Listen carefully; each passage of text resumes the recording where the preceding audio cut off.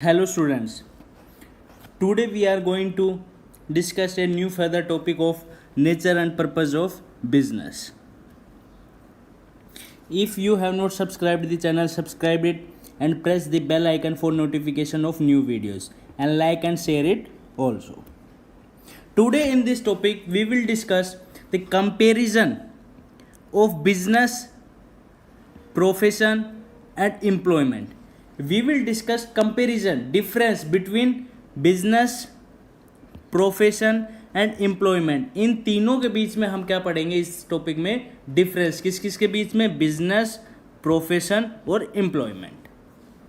This is business, profession and employment. Clear है बात? Let us start. Here is the difference between business, profession, employment. This is the basic on which there are differences between business, profession and employment. First basis, mode of establishment, मतलब कि कहाँ से start होता है, कैसे start होता है business. Business कब स्टार्ट होगा? When entrepreneurs decision and other legal formalities if necessary.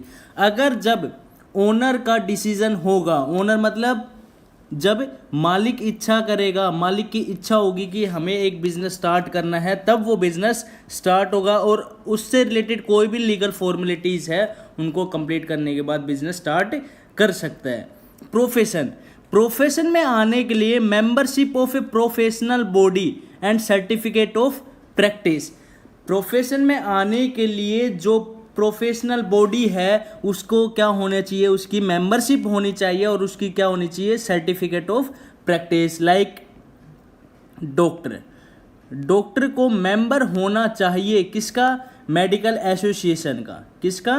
Medical association का. और उसके पास डिग्री होनी चाहिए एमबीबीएस की. क्लियर है बात? Same as like lawyer, lawyer को मेंबर होना चाहिए किसका? कोर्ट का. और उसके पास डिग्री होनी चाहिए किसकी? एलएलबी की. तो प्रोफेशन में आने के लिए उस बॉडी का उसको क्या होना चाहिए? मेंबर होना चाहिए और उसके पास उसकी डिग्री होनी चाहिए, तभी वो प्रोफेशन में आ सकता है. क्लियर है बात? नेक्स्ट पॉइंट आता है employment. Employment cum appointment letter and service agreement. अगर उसको अपॉइंटमेंट लेटर मिल जाता है और सर्विस का एग्रीमेंट हो जाता है, तब वो एम्प्लॉयमेंट कर सकता है, एम्प्लॉयमेंट में काम करेगा एज ए एम्प्लॉयर. क्लियर है बात? अब बात आती है second difference, nature of work. कैसा कैसा काम किया जाता है बिजनेस में, कैसा काम किया जाएगा प्रोफेशन में, कैसा काम किया जाएगा एम्प्लॉयमेंट में, कैसे काम किया जाएगा. क्लियर है बात? अब बात आती है कि बिजनेस में, बिजनेस में कैसे काम किया जाएगा, किस नेचर का काम किया जाता है? Provision of goods and services to the public. Provision means providing. Provision को हम कह सकते हैं providing of goods and services to the public. Public को गुड्स और सर्विसेज प्रोवाइड करवाना, ये किसका काम है? बिजनेस का. Rendering of personalized expert services, जो उसके पास सर्विसेज जो उसने प्रैक्टिस की है उसको अप्लाई करना. जैसे डॉक्टर है तो वो क्या करेगा? इलाज करेगा, पेशेंट को ठीक करेगा. और लॉयर है वो अपना केस लड़ेगा, न्याय दिलाएगा किसको? जो इस भी व्यक्ति को वो केस लड़ रहा है उसको क्या दिलाएगा? न्याय दिलाएगा. जो उसने प्रैक्टिस की है, जो उसकी सर्विस की प्रैक्टिस की है, उसको वो क्या करेगा? अप्लाई करेगा. अगला, performing work as per service contract. जो इसके लिए वो अपॉइंट किया है, जिसके लिए वो सर्विस के लिए अपॉइंट किया है, वो उसको काम करेगा और उसके रूल्स और रेगुलेशन को फॉलो करेगा. क्लियर है बात? बिजनेस का क्या काम है? गुड्स और सर्विस प्रोवाइड करवाना. प्रोफेशन का, जो उसने प्रैक्टिस की है, जो उसकी नॉलेज है, उसको शेयर करेगा, बांटेगा अपनी सर्विस को. और एम्प्लॉयमेंट में काम करेगा, जिस काम के लिए वो अपॉइंट किया है वो काम करेगा.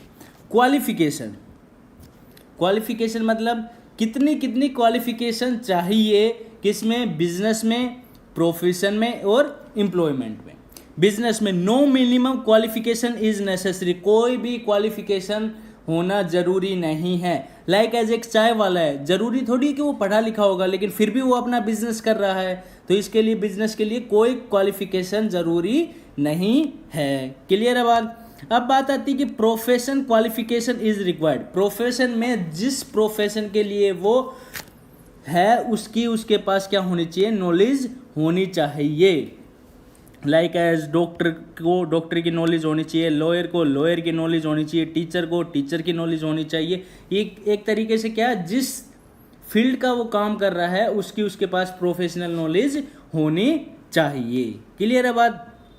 अगला है employment qualification required as prescribed by the employer. जैसी क्वालिफिकेशन एम्प्लॉयर को चाहिए वैसी क्वालिफिकेशन होनी चाहिए। अब रिवार्ड्स और रिटर्न, बदले में क्या करेगा, बदले में क्या मिलेगा, बिजनेस में बदले में क्या मिलेगा, प्रोफेशन में बदले में क्या मिलेगा, एम्प्लॉयमेंट में काम करने से क्या मिलेगा। बिजनेस में जब गुड्स और सर्विसेज प्रोवाइड करेंगे पब्लिक को, बदले में क्या मिलेगा, किसको, एंटरप्रेन्योर को प्रॉफिट। और प्रोफेशन में क्या मिलेगी, प्रोफेशनल फीस, जो भी फीस वो चार्ज करेगा वो उसको फीस मिलेगी। और एम्प्लॉयमेंट में उसको क्या मिलती है, सैलरी या वेजेस। क्लियर है बात। ओके। अब कैपिटल इन्वेस्टमेंट, बिजनेस खोलने के लिए कितनी कैपिटल रिक्वायर्ड है, प्रोफेशन खोलने के लिए कितनी कैपिटल रिक्वायर्ड है, एम्प्लॉयमेंट में कितने कैपिटल की रिक्वायरमेंट होती है। बिजनेस में मोर कैपिटल रिक्वायर्ड। भाई बिजनेस स्टार्ट करने के लिए उसको जगह भी देखनी है, सामान भी लेना है, तो इसका मतलब कि उसको ज़्यादा कैपिटल की रिक्वायर्ड है। लेकिन प्रोफेशन में क्या है, लेस कैपिटल, इसके कंपेयर में क्या होगा, लेस होगा। केवल उसको अपना ऑफिस खोलना है और अपना प्रोफेशन की सर्विस को देना चालू कर देगा। लेकिन एम्प्लॉयमेंट में कोई कैपिटल रिक्वायर्ड नहीं है। क्यों, क्योंकि एम्प्लॉयमेंट में हम दूसरों के यहाँ पर के जाकर के सर्विस करते हैं, तो इसका मतलब कि हमने तो कोई भी कैपिटल इन्वेस्ट नहीं करनी, तो इसमें कोई भी कैपिटल रिक्वायर्ड की ज़रूरत नहीं है। रिस्क, भाई इसमें बहुत ज़्यादा रिस्क है। ज़रूरी नहीं कि सामान जो हमने खरीदा वो बिकेगा ही, नहीं बिका तो इसका मतलब कि मोर रिस्क, इसमें लेस रिस्क और इसमें बिल्कुल भी रिस्क नहीं है। क्यों, क्योंकि हमें टाइमली मंथली जो भी हमने डिसाइड किया है उस टाइम पे हमें क्या मिलेगी, सैलरी या वेजेस मिलेगी। क्लियर है बात। अब बात आती है कि सैलरी कब मिलती है, वेजेस कब मिलती है। ये सबसे इंपॉर्टेंट पॉइंट है। सैलरी हमें मिलेगी जब हम मेंटल वर्क करते हैं। सैलरी हमको कब मिलती है, जब हम मेंटल वर्क करते हैं। और वेजेस हमें कब मिलती है, जब हम फिजिकल वर्क करते हैं। क्या, फिजिकल वर्क। क्लियर है बात। Okay. Now code of conduct. Code of conduct means rules and regulations. No code of conduct required. कोई भी कोड ऑफ कंडक्ट की रिक्वायरमेंट जरूरी नहीं है, लेकिन इसमें code of conduct is required. भाई जो भी रूल्स है उसके अकॉर्डिंग काम करना है, उसके बिहाफ पे हमने काम करना है। कोई भी प्रोफेशन में आने से पहले ओथ ली जाती है, ओथ दिलवाई जाती है कि जैसे कि कोई भी डॉक्टर है, मैं अपना काम अच्छे से करूँगा, बिना किसी दबाव के काम करूँगा, सभी पेशेंट को अच्छे से देखूंगा, कोई भी पेशेंट के बीच में भेदभाव नहीं करूँगा। तो ये कोड ऑफ कंडक्ट की रिक्वायरमेंट होती है किसमें, प्रोफेशन में। एक ओथ दिलाई जाती है किसमें, प्रोफेशन में, कि मैं अपने कार्य के प्रति वफादार रहूँगा। और इसमें terms and conditions of service contract is followed. इसमें अगर सर्विस कॉन्ट्रैक्ट में है तो टर्म्स एंड कंडीशन को फॉलो किया जाएगा, वरना नहीं किया जाएगा। इसमें कोई कोड ऑफ कंडक्ट की रिक्वायरमेंट नहीं है। क्लियर है बात। बिजनेस में क्या क्या हो सकता है, इसका एग्जांपल जैसे शॉप हो गई, फैक्ट्री हो गई, ये सब हमारे किस में आते हैं, बिजनेस में।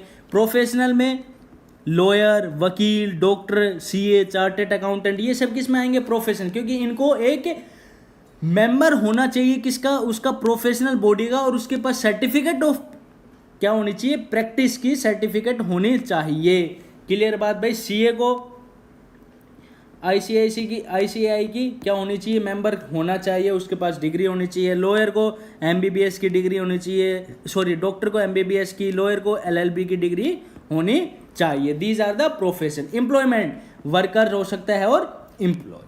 These are the differences between business, profession and employment. You can learn all the points और आइदर 5 या 6 point of these differences between business, profession and employment. Clear है बात। अब नेक्स्ट टॉपिक जो हमारा आता है वो आता है क्लासिफिकेशन ऑफ बिजनेस एक्टिविटीज़। जो बिजनेस एक्टिविटीज़ है उनको कितने पार्ट में बांटा गया है। बिजनेस एक्टिविटीज़ को बांटा गया है 2 पार्ट में। कौन कौन सा? एक industry and second one is commerce. First one is industry, second one is commerce. और इंडस्ट्री को भी हमने किस में बांट दिया? 3 पार्ट में, प्राइमरी, सेकेंडरी, टर्सरी। किस में? Primary, secondary, tertiary. And commerce को हमने 2 पार्ट में बांटा है, किसमें? ट्रेड और ऑक्सिलरी टू ट्रेड। क्लियर है बात? बिजनेस को हमने कितने पार्ट्स में बांटा? 2 पार्ट्स में। कौन कौन सा? इंडस्ट्री और कॉमर्स। क्लियर है बात? और इंडस्ट्रीज को हमने कितने पार्ट में बांटा? Primary, secondary, tertiary. और कॉमर्स को ट्रेड्स और एड्स टू ट्रेड। एक बार रिवाइज कर लेते हैं भाई। बिजनेस को हमने कितने पार्ट्स में बांटा? बिजनेस को हमने बांटा 2 पार्ट्स में। किस किस में? इंडस्ट्री और कॉमर्स। फिर बात आती है कि इंडस्ट्रीज को कितने पार्ट में बांटा? इंडस्ट्रीज को बांटा हमने 3 पार्ट में। कौन कौन सा? प्राइमरी, सेकेंडरी और टर्सरी। ये 3 पार्ट में बांटा है। किसको? हमने इंडस्ट्रीज को। और कॉमर्स को हमने कितने पार्ट में बांटा? कॉमर्स को हमने बांटा 2 पार्ट में। कौन कौन सा? ट्रेड और ऑक्सिलरी टू ट्रेड। क्लियर है बात? These point will be discussed in next video, but you have to remember that business has been classified into 2 parts. One is industry and another one is commerce. And industry is described a classification in 3 parts: primary, secondary, tertiary. And commerce is divided into 2 parts: trade and auxiliary to trade. Okay, thank you. If you like the video, please like it, share it and subscribe the